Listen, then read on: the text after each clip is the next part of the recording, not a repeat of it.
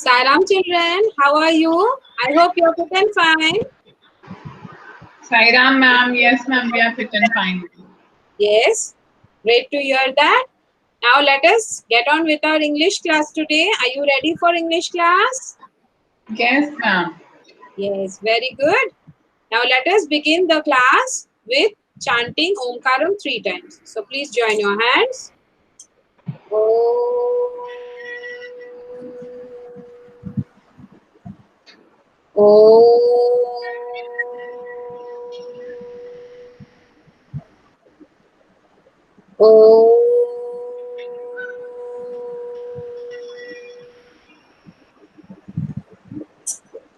Sairam children. Now, yesterday, what did we do? We completed the reading of Gulliver's Travels. Okay, it is a very big lesson, and luckily we have done it. Finally, we have done, and now we will go into the new words we have already seen. Now we will go on to the word meanings for them, and let us see what else we can do today. So, for that, I need to share the screen. Just a minute.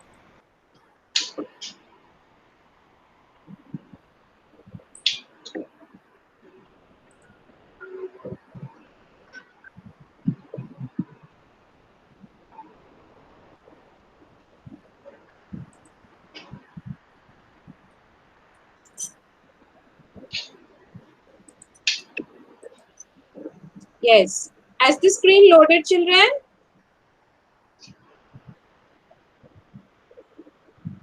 Yes ma'am. Okay.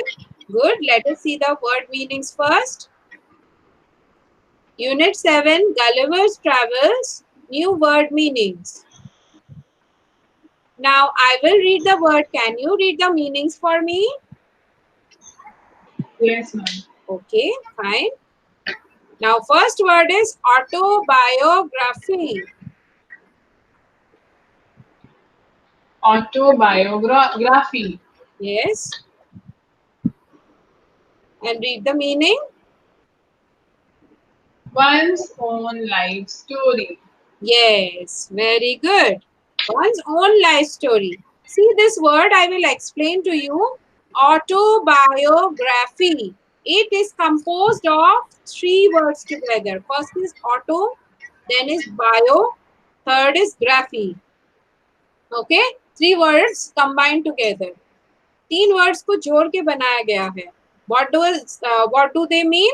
Auto means by self, by own. So that is one's own life story. And bio means what? Life. Okay. Bios in Latin means life. And graphy comes from the word graphus. Okay. In Latin, graphus means to write. So autobiography means to write one's own life story, just as the meaning says. Have you understood? Yes ma'am. Okay. Very good. Then the second word is discovered. Discover. Yes. The meaning? To get knowledge about something. Yes. Very good. Discovered means I discovered this. Christopher Columbus discovered America. Okay. So, discovered means जो चीज already है और आपको अब तक नहीं पता थी, अब आपको इसकी नॉलेज मिली है, उसको कहते हैं डिस्कवर्ड. ओके. एंड इसके साथ ही एक और वर्ड आता है, बहुत कंफ्यूजिंग है, इन्वेंटेड. इन्वेंटेड वो होता है जो आपने बनाया है, आपके हाथ से बना है. You made that is called invented. But discovered means it is already there, you did not make it, but अब तक आपको पता नहीं थी, अब आपने उसको फाइंड आउट किया, you got the knowledge of it. So that is called discovered. Have you clear the confusion? Have you understood it? Yes ma'am. Okay, fine. Next word is captain. Captain. Yes. Read the meaning. The person in command. Head of a ship. Yes, very good. The person in command और head of a ship. Ship में आपने देखा है कि आपने travel किया खुद से? No. Even I No, never. ma'am. Yes, but मैंने पिक्चर में देखा है, फिल्म्स में या टीवी में देखा है कि many people go in a ship, okay, and one person is there. जैसे हम क्रिकेट में भी देखते हैं, we see in cricket also one captain is there. Who is our Indian cricket team captain?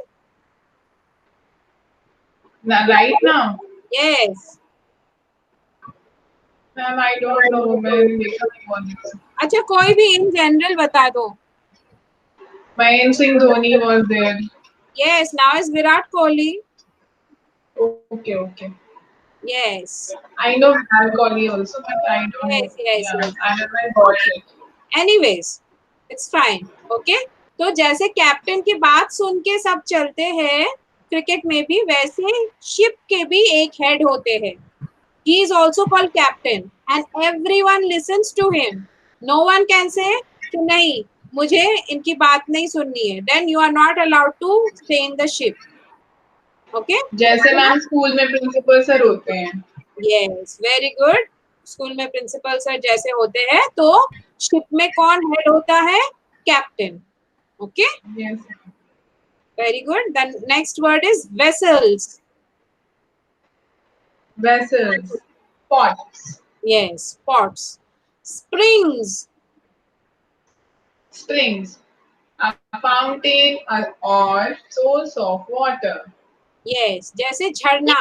मान लो हम हिंदी में कहते हैं झरना, वैसे स्प्रिंग्स होते हैं जो पहाड़ में से एक नदी, पतली सी नदी जैसी बहती है, उसको कहते हैं स्प्रिंग्स. उसमें से फ्रेश वाटर मिलता है हमें. Okay, now the next word is Yes. Inhabitants. Inhabitants, occupants, or those who live there. Yes, inhabitants, occupants या दोज हु लिव देयर, यानी जो वहां के रहने वाले हैं उनको कहते हैं inhabitants. Now the next, explore. Explore, read. survey, or examine. Yes, Gulliver went to explore the island, यानी वो सर्वे करने गया या एग्जामिन करने गया. To look closely and to see, that is called explore. Next is barren. Read the meaning. Barren, land with no vegetation. Yes, यानी बंजर जमीन जिसपे कोई चीजें नहीं उगती, कोई प्लांट्स, कोई पौधा नहीं उगता, उसको कहते हैं barren. Okay, next is crew. Crew, read. yes ma'am. Group of people on a ship. Yes, group of people on a ship, उसको कहते हैं crew. As a whole. Okay, this you can say as a collective noun also. हमने पहले collective noun किया है, so this is called a crew of people. You can say, यानी a group of people on the ship.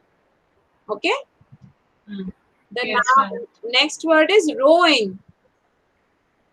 Moving a boat with oars. Yes, rowing मतलब What is oars, ma'am? Ores यानी चप्पू. आपने नाव देखा है, boat देखा है, वहां जो चप्पू से जो बोट चलाते हैं उसको कहते हैं रोइंग. ओके, और चप्पू को कहते हैं इंग्लिश में ores. Next word. Yes ma'am. Okay, next word is observed. Observed. Looked. Yes.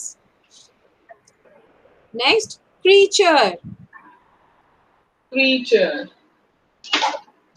Read the Being or organism. organism. Okay, now creature means, आप इसको creature नहीं बोलोगे. Many people do this mistake. They pronounce it as creature. It is never creature. A is silent. It is called creature. Okay, creature Yes, means ma'am. जो creation के जो result है, यानी God created this world and we are all the creatures He created. Okay, creatures यानी Living being. living being. being और organism. Organism यानी जिनके life होते हैं. Okay. Yes, ma'am. Next is monster. Monster. A giant. Yes, a giant यानी राक्षस. Next is overtake. Overtake.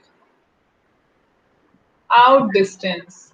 Outdistance यानी overtake करना, गाड़ी ओवरटेक करना. कभी कभी बसेस ओवरटेक करते हैं एक दूसरे को. ओके यानी साइड में से आना और तेजी से ये बस को पीछे छोड़ते हुए आगे निकल जाना. That is called overtake. But it is very dangerous sometimes. We should not try to do it. Okay, next is steep.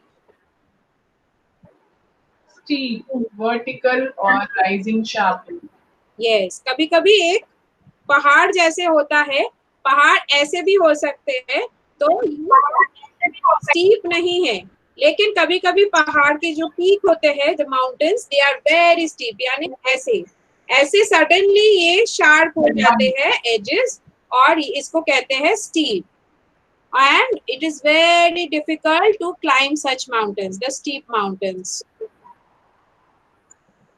Yes, ma'am. Yes. Next is barley.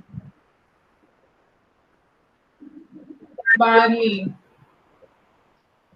Read. Meaning a cereal. Yes. See, look at this picture. It is this cereal. Okay. Yes, ma'am. Can you tell me the Hindi name? Bajra, I think. ये बाजरा. Yes, बाजरा या जौ. जौ का आटा आप सुने हैं ना? That is barley. Oh, yes, ma'am. Yes, okay. That is the barley. See the picture, you can see. Next is hedge. Hedge is hedge. Hedge. A Yes. fence made of bushes. Yes. कभी कभी क्या होता है, जब bushes आपस में मिल जाते हैं, जुड़ जाते हैं, तो वो एक नेचुरल फेंस या नेचुरल बाउंड्री बना देते हैं. ओके, किसी जगह के लिए. सो that is called a hedge. जो बुशेस से बन के एक नेचुरल फेंस बन गई, उसको कहते हैं hedge. Next is utmost. Utmost. Maximum. Maximum, सबसे ज्यादा. Okay. Next astonishment. Astonishment. Highly surprised. Yes, highly surprised. Next is trumpet. Trumpet. A blowing musical instrument. Yes, हमने किया था कि वो जायंट की आवाज कैसी थी. It was louder than a trumpet. देखो, और तब मैंने कहा था it is a blowing, शहनाई की तरह लगता है, लेकिन वो वेस्टर्न म्यूजिकल इंस्ट्रूमेंट है, इंडियन म्यूजिक में नहीं पाए जाते. So it looks like this. Can you see the picture? Yes, ma'am. Yes. यहाँ पे this side में we have to blow the air, और यहाँ से आवाज निकलती है इसकी. देखो, कुछ कुछ अपने इंडियन शहनाई जैसे भी लगती है ना. It looks like a shehnai somewhat. Only these parts are missing. Okay. This is called a trumpet. Yes, ma'am. Okay. Next is bellowing. Bellowing. Very loud noise. Yes. Bellowing मतलब बहुत चिल्ला के बुलाना या कोई जानवर की आवाज. Next is thunder.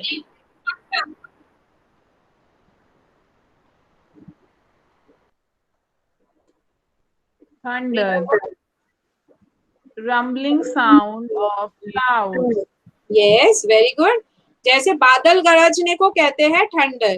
Okay, continue Yes, वो ma'am. आवाज गुर्राती रहती है, ऐसे कोई कोई आवाज होते हैं. That is called rumbling sound of clouds. Okay. Next is reaping. Reaping means cutting crops. Yes, cutting. Reaping मतलब generally cutting, and what in the proper sense if we say it is cutting the crops with what, किस चीज से With हम sickle. Yes, very good. We cut the crops with sickle. Next is approached. Approached. Came near. Yes, very good. Now the next, see, lot of word meanings are there. Very big lesson. Okay, but we More are will, there, ma'am. no, this is the last. this page is the last. Okay, Yes. we need to remember this. Okay, take little by little and try to do it. Try to remember. Next is curiosity. Curiosity. यानी Deep interest. deep interest. यानी I'm very curious to know. I'm really deeply interested to know this. Okay. Next, in vain. In vain means useless. Yes, very good. Next is distance. Distance. Distance means move far away. Okay, distance का noun form भी होता है. Distance मतलब हमको पता है, और इसका वर्ब फॉर्म भी होता है to move away. I distance myself from others, यानी मैं अपने आप को दूर कर लेती हूँ दूसरों से. When I want to read a story book, यानी मैं दूर बैठ जाती हूँ. डिस्टेंस वर्ब फॉर्म में है यहाँ पे. It means to move far away. Yes, ma'am. Next word is crumble. Crumbled. यानी Break into small pieces. Yes, break into small pieces. वो जायंट की वाइफ ने, फार्मर की वाइफ ने क्या किया था? ब्रेड को क्रम्बल करके खाने को दिया था गलिवर को. यानी ब्रेड को छोटे छोटे पीसेस में उन्होंने ब्रेक करके दिया था खाने के लिए. Next is purring. Purring. Low, soft sound of a cat. Okay, it is the sound of a cat. Purring. जब ओके, कैट कैसे होते हैं? वो उनको Soft. ये सॉफ्ट सॉफ्ट होता है. उनको गोदी में लेके जब हम हाथ फिरते हैं उसके पीठ के ऊपर से, तो वो आराम आराम से एक टाइप ऑफ साउंड निकालती है. Okay, that is a very low soft sound. इसको कहते हैं purring. Next is stroking. Stroking. Yes, Move hand over something gently. ये जैसे कि मैंने कहा कि कैट को ऐसे स्ट्रोक करते हैं जब हाथ पिरोते हैं gently. That is called stroking. Next is entered. Entered. Came inside. Yes. Next word is grabbed. Grabbed. Picked suddenly. Yes, pick suddenly, या इसको आप snatched भी कह सकते हो. ऐसे grab करके वो बेबी ने गलिवर को ले लिया, यानी pick suddenly, ऐसे नोच के ले लिया, you can say. And the last word is apron. Okay? Better to Apron. pronounce. इसको कई लोग apron भी कहते हैं, but better to pronounce it as apron. Okay? Okay. Since we follow British English, Americans call it generally apron. Okay, British English में आप apron भी कह सकते हो. Okay, let Yes. us read the meaning. A protective garment covering front part of body and tied at the back. Okay, very big meaning. I will explain. A protective garment, पहले तो यानी protect करता है ये garment. आपने chef को देखा है ना, जो इतने कुकरी शोज आते हैं, शेफ को देखा, संजीव कपूर को देखा है. वो Yes, क्या ma'am. करते हैं? वो एप्रन पहन के हमेशा आते हैं. ओके, नहीं तो क्या होगा? खाना बनाते टाइम एनी उनकी ड्रेस गंदी हो जाएगी. गंदी हो सकती है और उनका ड्रेस खराब हो सकता है. तो प्रोटेक्टिव गारमेंट यानी ये कुकिंग से, ये मसालों से या कलर से, वेजिटेबल से हमारे क्लोथ्स को प्रोटेक्ट करते हैं. और दूसरे कौन पहनते हैं ऐसे? डॉक्टर्स या नर्सेस पहनते हैं. ओके, यानी डॉक्टर्स नर्सेस भी क्या करते हैं? काम करते हैं. वो पेशेंट्स को चेक करते हैं, दवाई देते हैं, ऑपरेशन करते हैं. तो क्या है? खून लग सकता है, बहुत कुछ लग सकता है, उनके कपड़े खराब हो सकते हैं. Their clothes can get damaged. तो in order to protect the clothes, उनको कपड़ों को बचाने के लिए एप्रन ऊपर पहना जाता है. Aprons can be of different type. ऐसे कवरिंग भी हो सकते हैं और दूसरे टाइप के कोट्स जैसे भी हो सकता है. बहुत सारे टाइप होते हैं, लेकिन यहाँ पे आप ये टाइप को देख लो. Where the front part of it covers the front part of the body and tied at the back. Can you see the girl picture? This little girl Yes, picture, ma'am. can you see? It is somewhat like this. ये इसका dress नहीं है, इसने क्या पहना है, ये T shirt और ये पैंट पहनी है, लेकिन ऊपर जो ये है इसको कहते हैं apron. This is looking like a dress but this is actually an apron. देखो ये पीछे से टाई किया है, ये red colour bands, can you see? Yes. And ये सामने का हिस्सा ऐसा रहता है चेस्ट पे, और ऐसे नीचे का हिस्सा ऐसे रहता है. So it is Ma'am, it can protecting be the of body. any other color also, no, ma'am? Yes, it can be of any other color. Okay, it can be any design also. Generally ऐसा रहता है कि सामने का हिस्सा body का आपको protect करता है, और पीछे ऐसे स्ट्रिंग्स जैसे रहते हैं, इसको टाई अप कर देते हैं. एक रहता है गर्दन से टाई करते हैं, और दूसरा रहता है कमर पे, द वेस्ट पार्ट. ओके, दो धागे रहते हैं, इसको लेके पीछे टाई अप कर देते हैं. So it looks like this. Okay, this is an apron. Yes, ma'am. Okay, we come to the end of the word meanings. Lot were there, and a little bit I will tell you.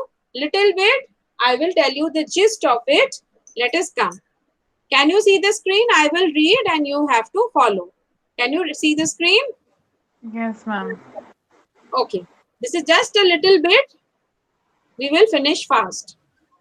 In English language, there are many figures of speech, that is, use of a certain word or phrase.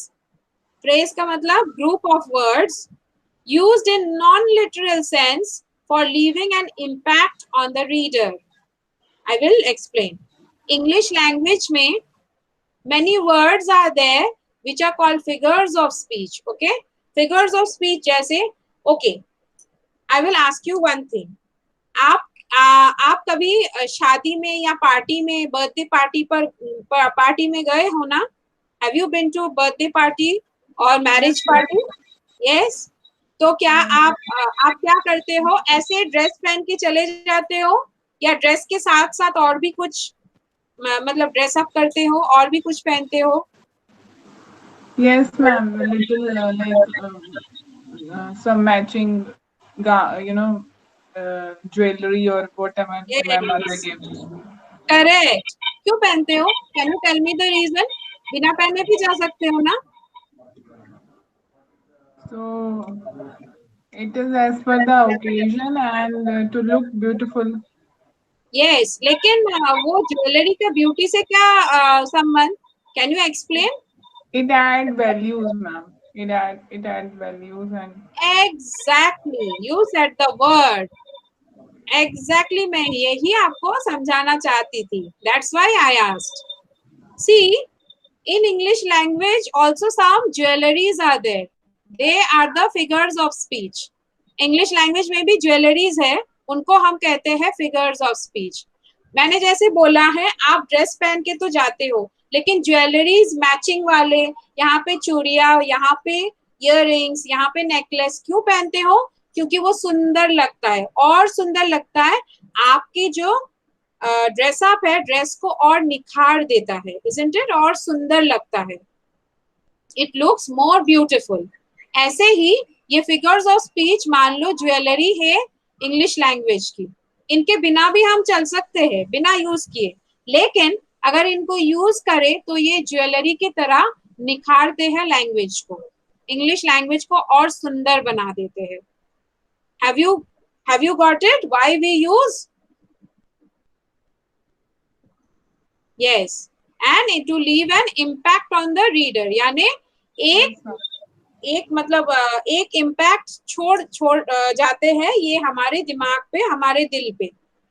तो हमें क्या होता है, वो word यानी वो sentence हमें याद रहते हैं, क्योंकि वो बहुत सुंदर है, हमारे दिल को छू जाते हैं. ओके, और जो चीज हमारे दिल को छू जाते हैं उनको हम याद रखते हैं. Okay. One such figure of speech is called simile. तो एक ऐसे ज्वेलरी का नाम यानी फिगर्स ऑफ स्पीच का नाम, अब हम यहाँ पे लैंग्वेज के हिसाब से बोल रहे हैं तो हम फिगर्स ऑफ स्पीच बोलेंगे, ज्वेलरी नहीं बोलेंगे. ओके. आप ये समझ लो इंग्लिश लैंग्वेज की ज्वेलरी है ये. Okay, one such figures of speech is the simile. क्या है इसका नाम? Repeat after me. Simile. Simile. Okay. Yes. Now in a simile, what is there? अच्छा देखो, I will tell you. Jewellery हम पहनते हैं ना, ज्वेलरी बहुत टाइप के होते हैं ना. देखो, कुंदन के ज्वेलरीज होते हैं, फिर पर्ल के होते हैं, फिर मेटल्स के होते हैं, है ना. फिर ऐसे जंक ज्वेलरीज होते हैं. बहुत टाइप के होते हैं ना, एक टाइप के तो नहीं होते. फिर गोल्ड के होते हैं, सिल्वर के होते हैं, है ना. ऐसे ही फिगर्स ऑफ स्पीच जो कि ज्वेलरी हम बोल रहे हैं, ये भी बहुत टाइप के होते हैं. बहुत टाइप के होते हैं, नॉट ओनली वन टाइप. उनमें से एक टाइप है सिमिली. आज हम बस वही करेंगे. ये बहुत सिंपल है, आपको पहले से पता है, बस ये पता नहीं थी कि ये इसको सिमिली कहते हैं. मैं जब बोलूंगी आपको बहुत जानी पहचानी लगेगी, आप देखना. In a simile, direct comparison is done between two similar things or qualities. Okay? हम जब बात करते हैं दो सिमिलर चीजों की, तो हम क्या कहते हैं? हम दोनों चीजों के सिमिलर एस्पेक्ट को एक करके देखते हैं. ओके, डायरेक्ट कंपैरिजन करते हैं, और इनमें similarities are highlighted between two things using words such as like, as और देन. हम डायरेक्ट कंपैरिजन करते हैं, और वर्ड्स कौन कौन से यूज करते हैं इसके लिए? लाइक, एज और देन. जैसे हमने बोला है कि मानो, ओके, आपने महेंद्र सिंह धोनी का नाम लिया था कैप्टन के. So how was Mahendra Singh Dhoni? Can you describe in one word? He was very good, ma'am, especially at नहीं, batting. उनकी टेम्पर कैसी रहती थी? टेम्परामेंट कैसी रहती थी? Was he very angry all the time? Cool, very cool. Exactly. So we can say about Mahendra Singh Dhoni, he was cool as a cucumber. Okay, cool as cucumber. आपने cucumber यानी खीरा तो खाया ही होगा. How is Yes, it? ma'am. Very Cool, hot. very cool. Cool है ना? That is why we eat in summer. Yes, exactly. और ये हमें ठंडक देती है. We become cool. तो देखो, ये जो कूलनेस है महेंद्र सिंह धोनी में और एक क्यूकम्बर में, इन दोनों को हमने कंपेयर करके एक बना दिया. कैसे? महेंद्र सिंह धोनी, अगर हम कहे ये sentence, Mahendra Singh Dhoni was as cool as cucumber. Can we say that now? Yes, ma'am. Yes. और हमने दोनों को कंपेयर कैसे किया? As word use. As. Correct. तो अब आपको समझ में आई बात? Yes, ma'am. हाँ, डायरेक्ट कंपैरिजन ऐसे किया जाता है. डायरेक्टली हम बताते हैं कि कौन से चीज किसके साथ कंपेयर की, या तो कौन से क्वालिटीज. जैसे कूलनेस आपने बताया, कूलनेस एक क्वालिटी हो गई.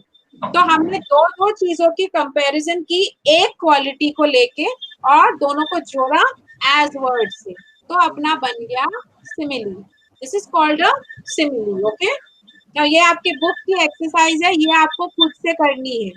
Okay, I explain to you how to do. Now you have to do on your own. Okay, can you do it? Try to do it. I will just read once and I will let you do it. Can you do Yes, one? ma'am. Very good. Now complete the following from the box. ये box में से आपको अभी ये complete करनी पड़ेगी. देखो, हमने जैसे as cool as cucumber किया, ऐसे ही यहाँ पर है as dash as feather. feather कैसे होता है? feather Soft. सॉफ्ट होता है और लाइट होता है, हल्का Light. होता है ना. Yes, पंख ma'am. पंख बहुत हल्की होती है. तो as light as feather. See here we have the light word, है ना. यहाँ पे बॉक्स में सारे वर्ड्स आपको मिल जाएंगे. Next I will tell you as dash as tortoise. Tortoise कैसे चलता है? Slow. Yes, so it will be as slow as the tortoise. Next is as dash as honey. Honey कैसे होता है? Sweet. Sweet. Very good. So I can say that girl is as sweet as honey. Can I say? Honey Yes, ma'am. Honey की तरह मीठी है. Okay, next is as dash as snow. Snow यानी बर्फ. बर्फ का कलर कौन सा होता है? White. White. So it will be as white as snow. Next is as dash as an ox. Ox कैसे होता है? कमजोर होता है कि बहुत शक्ति होती है उसमें, strong होता है? Strong. Yes, it will be as strong as an ox. Next is as dash as night. Night का कलर क्या होता है? Night का Dark. dark. Very good. Dark या तो black. यहाँ पे black word है, so we will write black as night. Next is as dash as a rose. Rose generally कौन से कलर की mind में आती है? Red. Very good. As red as a rose. Next, as dash as a toast. Toast आपने देखा है, toast गरम गरम होता है, तो यहाँ पे कौन सा वर्ड होगा? वार्म यानी गरम. As warm as a toast. And last one as dash as a breeze. Breeze यानी हवा के हल्के झोंके, तो वो कौन से वर्ड होगा? जेंटल. मैम टोस्ट तो ठंडा होता है जब हम खाते हैं. हाँ, यस, लेकिन जनरली टोस्ट क्या होता है? टोस्ट को हम वार्म से ही कहते हैं. Okay, so let us write here warm. Yes, ma'am. Okay, you are right, आपने सही कहा. लेकिन जब टोस्ट कहते हैं तो generally warm thing comes to our mind, so it will be as warm as a toast. Next, same चीजें मैं आपको समझा देती हूँ, आपको खुद से करनी है. The old man's hair is as white as. यहाँ पे आपको क्या करनी है? क्वालिटी. हाँ, वेरी गुड. क्वालिटी आपको यहाँ पे लिखनी है इस बॉक्स में से. फर्स्ट वाले में क्वालिटी लिखनी है बॉक्स में से देख के. You have to write the quality here. Second वाले में यहाँ पे you have to write the things, not the qualities. As white as यहाँ पे लिखा है. ये Yes, चीजों के बारे में आपको फिल इन द ब्लैंक्स करने. जैसे old man's hair was as white as snow, हमने पहले ही देखा एज वाइट एज स्नो. तो his feet were as cold as as also cold as snow. snow. ये cold. The newspaper boy was as slow as. यहाँ पे slow कौन है? Turtles. Tortoise. I felt as light as dash after exercising. यहाँ पे light कौन सा है? Feather. Feather. Very good. See, you know all the answers. And यहाँ पे आपको खुद से comparison करनी है. Create your own comparisons for following. Work in pairs. यहाँ पर तो pairs नहीं मिलेंगे बेटा. अब तो हम confinement में हैं, तो यहाँ पे आपको खुद से ही लिखनी पड़ेगी.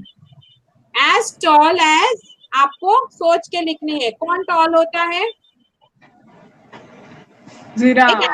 Yes, very good. एनिमल का नाम लिखना है. As fast as कौन फास्ट है एनिमल में? Rabbit. है रैबिट. रैबिट भी हो सकता है, लेकिन सबसे तेज कौन भागता है? Who's the Leopard or fastest? cheetah. Yes, exactly. Leopard और cheetah. As high as कौन सी चीज ऊंची होती है? Sky. माउंटेन्स. स्काई या माउंटेन्स? करेक्ट, दोनों सही है. एज एंग्री एज कौन सब हर टाइम पे गुस्सा करते हैं? Father. It is not safe to write. Okay, very good, but not safe to write. As angry as bull you can say. Okay, Okay.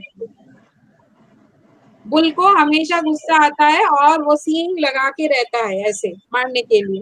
And as tiny as छोटा कौन है? And.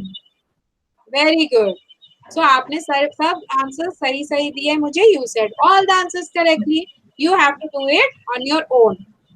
I hope you understood what a simile is. And ये तीनों exercises हमारे simile के ऊपर है. Okay, simile means direct comparison. So that's all for today. So let us come to the end of the class today.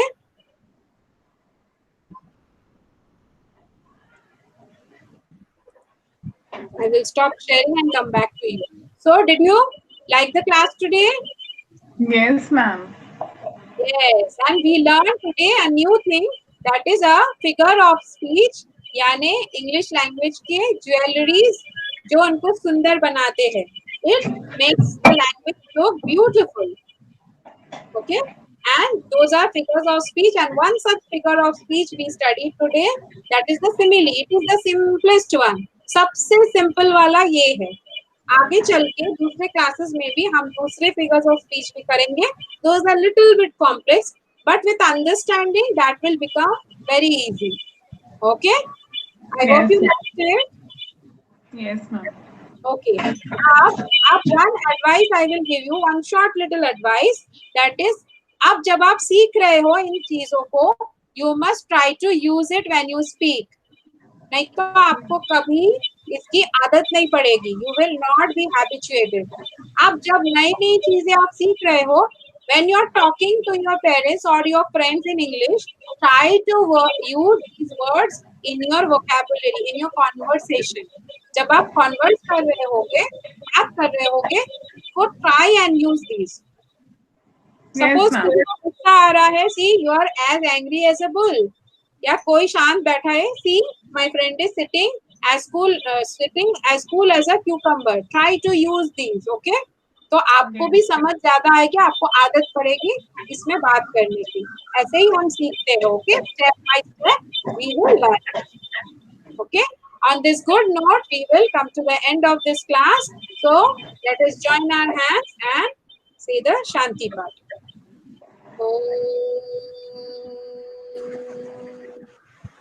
Shanti, Shanti, Shanti.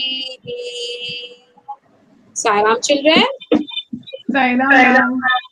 Take care of yourself. Stay safe. We will meet in the next video. Yes, ma'am. Thank you, ma'am. Yes.